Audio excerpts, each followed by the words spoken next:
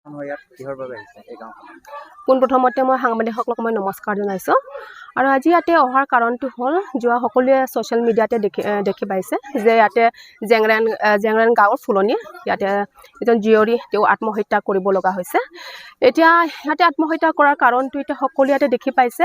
সেইবাবে মই সেই আত্মহত্যা কৰা কাৰণটো এতিয়া সকলোকে জনাৰ পাছতো যে সেই ল'ৰাজনকো আজি শাস্তিটো দিব লাগে কাৰণ আজি কাৰোবাৰ জীয়ৰী আজি কাৰোবাৰ কইনা এটা হেৰাব লগা হ'ল।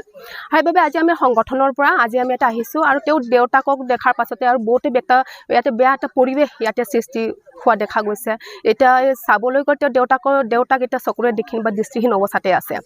সেইবাবে মই এটা কথা মই ক'বলৈ খুজিছোঁ যে আমাৰ সংগঠনৰ পৰা হ'লেও আমি মানে তেখেতৰ দেউতাকৰ কাৰণে সেই চকুৰ ট্ৰিটমেণ্টৰ বাবে আমি তেখেতক সহায় দিম আমাৰ সংগঠনৰ পৰা। আৰু মই এতিয়া আজি মই ইয়াতে এটা কথাষাৰখন মই এতিয়া মেছেজ মই দিব খুজিছোঁ মই এতিয়া উঠি অহা ল'ৰা ছোৱালীবোৰকো যে পৃথিৱীত থকা সকলোৰে দুখ কষ্টবোৰ থাকে। সেইবাবে মানে আমি মানে সেই কষ্ট বা সেই প্ৰব্লেমবোৰ মানে আমি কেনেকৈ যে এটা সমাধান কৰিব লাগে সেইটো আমি প্ৰথমত ভাবিব লাগে।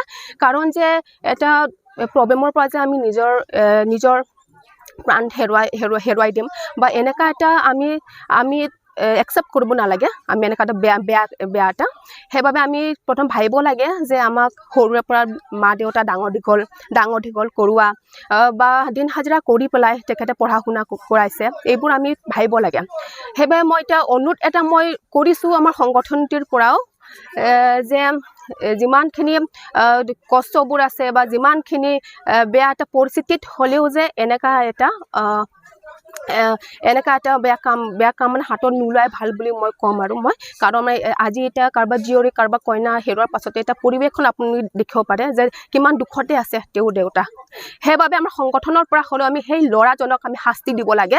কিন্তু আজি তেখেতৰ মা দেউতা আহিছে ইয়াতে কিন্তু ল'ৰাটোক ননা কাৰণটো আমি সুধিছোঁ কিন্তু এতিয়া কৈছে কি ল'ৰাটো বেমাৰ হৈ আছে বুলি কৈছে।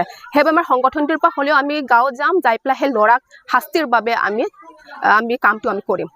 সংগঠনৰ আমি ন্যায় বিচাৰিম কাৰণ এজনী আমাৰ ছোৱালী প্ৰাণ হেৰুৱাব লগা হৈছে। সেইবাবে ন্যায়টো আমাক লাগে আৰু সেইবাবে আমি ন্যায় নোপোৱাতে আমি প্ৰতিবাদটো আমি ৰাখিম। এতিয়া ভিডিঅ'খন দেখাইছে ইয়াতে তেওঁৰ ভাইটিকে দেখাইছে ভিডিঅ'খন কিন্তু ভিডিঅ'খন দেখাৰ পাছতে মই চাবলৈ ভয় লাগিছে কাৰণ যেতিয়া ভিডিঅ'খন দেখুৱাইছে তেতিয়া ল'ৰাটো হাঁহি আছে কিন্তু সেইটো সময়ত যদি ল'ৰাটো যদি ৰখাব পৰাটো ভাল আছিলে বা তেওঁ ভাল কথা কৈ পেলাই তেওঁ কৰিব পাৰিছিলে। কিন্তু এনেকুৱা লাগিছে যে ছুইচাইড ছোৱালীজনী কৰিছে কিন্তু তাতে আকৌ ল'ৰাজনে প্ৰেছাৰ দিয়া নিচিনা দেখা পাইছে যোনটো ভিডিঅ'তে। এতিয়া ভিডিঅ'টো সম্পূৰ্ণকৈ আজি দেখি পাইছোঁ কিন্তু ইয়াতে ল'ৰাটো শাস্তি পাব লাগে। ল'ৰাটো ক'ত থাকে? আৰু ল'ৰাটো ইয়াতে ৱেষ্ট কাৰ্বি আংলং বৰকক বুলি জনা গৈছে। মই আমাৰ সংগঠনৰ নাম হ'ল Karbi Anglong democratic women association আৰু মই ইয়াৰ জেনেৰেল ছেক্ৰেটাৰী চাংএট সিংনাৰ্পী।